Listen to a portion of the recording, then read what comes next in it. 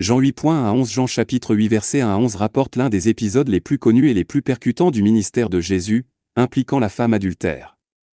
Commentons les points principaux de ce texte. Le passage commence par Jésus dans le temple, enseignant à une foule de gens.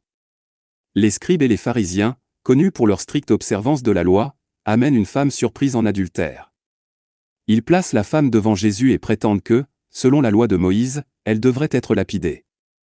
Jésus, sachant que les chefs religieux essaient de le tester, répond avec une attitude sage et gracieuse. Il se penche et commence à écrire par terre, tandis que les accusateurs insistent pour obtenir une réponse de sa part.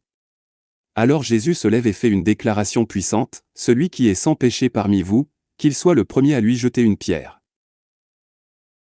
Cette réponse de Jésus confronte l'hypocrisie des accusateurs, car aucun d'entre eux ne peut prétendre être exempt de péché. 1. Les scribes et les pharisiens partent, en commençant par les plus anciens. À la fin, seul Jésus et la femme restent. Jésus s'adresse à elle, lui demandant si quelqu'un l'a condamnée. En apprenant que personne ne l'a condamnée, il la libère en disant « Je ne te condamne pas non plus, va et ne pêche plus ». Ce passage nous enseigne plusieurs leçons importantes. Premièrement, il révèle la nature gracieuse de Jésus. Bien que la femme soit coupable d'adultère, Jésus ne la condamne pas, mais lui offre le pardon et une nouvelle chance.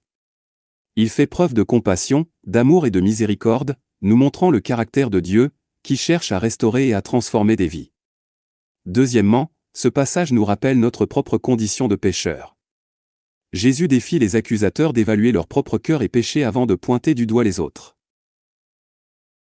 Cela conduit à une réflexion personnelle sur notre propre besoin de pardon et sur l'importance de faire preuve de miséricorde et de compassion envers les autres.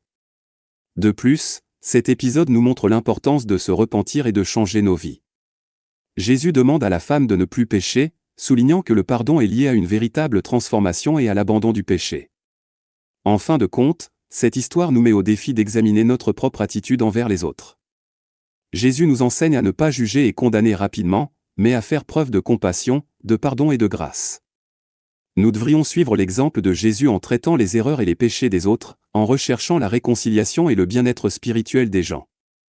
En résumé, Jean 8, 1 11 dépeint une rencontre puissante entre Jésus et la femme adultère, soulignant la grâce, la compassion et le pardon qu'il offre.